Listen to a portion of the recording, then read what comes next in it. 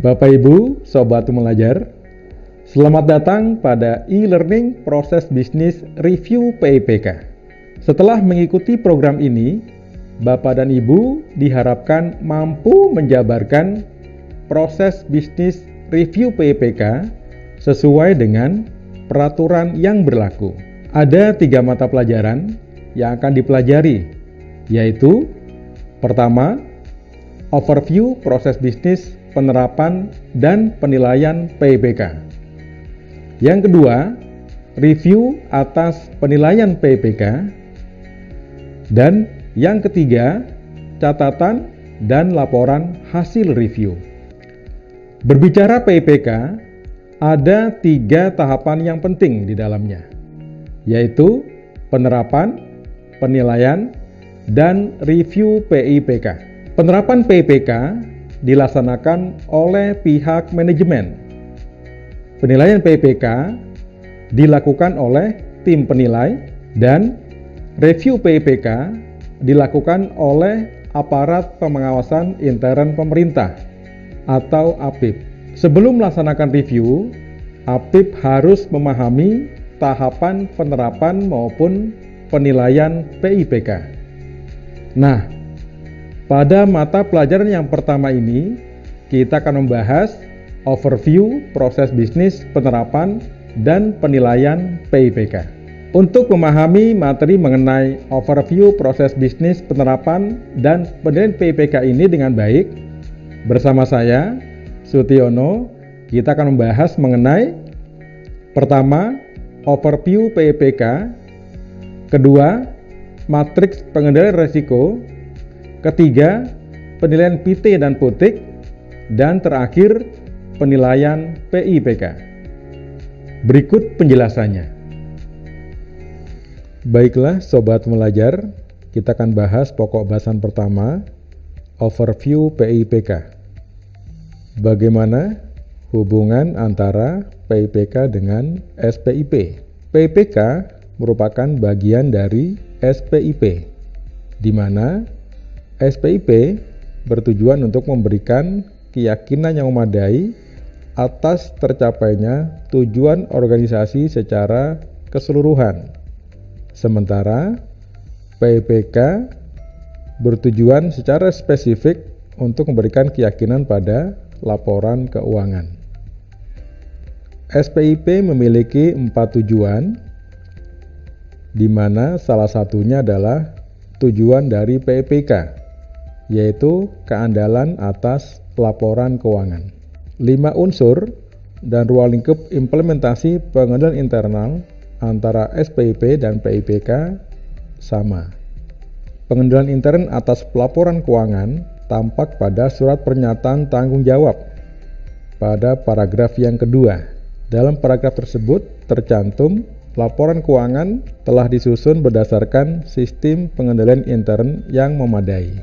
PIPK dimaksudkan untuk membuktikan bahwa pengendalian intern telah memadai atau belum. PIPK disusun oleh Kementerian Keuangan berdasarkan rekomendasi BPK RI pada tahun 2015 untuk penerapan kontrol self-assessment.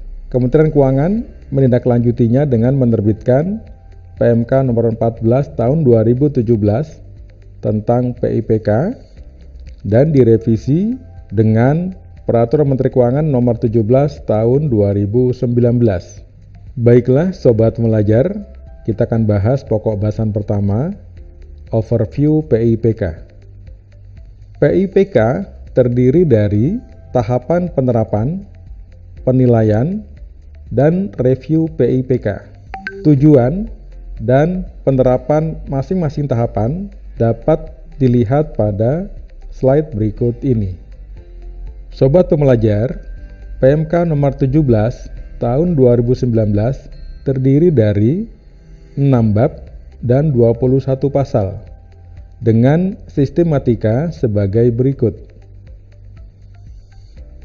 Pada bagian lampiran PMK 17 tahun 2019 terdapat pedoman penerapan, pedoman penilaian, dan pedoman review PIPK. dengan sistematika sebagai berikut. Penjadwalan PIPK pada tahapan penerapan, penilaian, dan review oleh manajemen, tim penilai, dan tim review adalah sebagai berikut. PIPK bertujuan untuk memberikan keyakinan bahwa penyusunan laporan keuangan yang dilakukan oleh pemerintah pusat telah dilaksanakan dengan sistem pengendalian intern yang memadai. Manfaat penerapan PIPK adalah sebagai berikut. PIPK diimplementasikan berdasarkan prinsip-prinsip sebagai berikut. Meskipun PIPK telah dirancang secara memadai, namun sistem pengendalian intern tetap memiliki keterbatasan. Di antaranya adalah pertimbangan manajemen yang kurang matang, kegagalan menerjemahkan perintah, pengabaian manajemen, dan adanya kolusi. Sobat Pembelajar, PIPK diimplementasikan pada tingkat entitas dan tingkat proses atau transaksi dengan rincian sebagai berikut. Pengendalian intern tingkat entitas dan tingkat proses atau transaksi tersebut dimaksudkan untuk menghasilkan laporan keuangan berkualitas.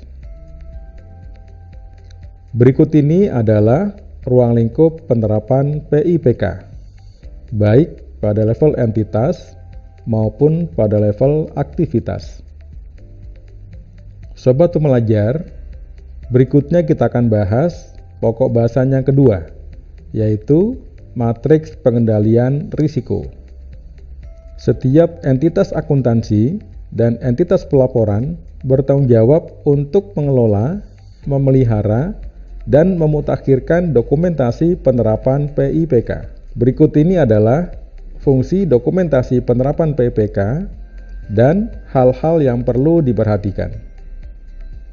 Sobat Pembelajar, berikut ini adalah langkah-langkah pendokumentasian penerapan PIPK pada tingkat proses atau transaksi. Yang pertama, penentuan akun signifikan. Yang kedua, identifikasi proses atau transaksi utama pelaporan keuangan. Yang ketiga, identifikasi risiko utama dan pengendalian utama. Dan yang keempat adalah identifikasi asersi.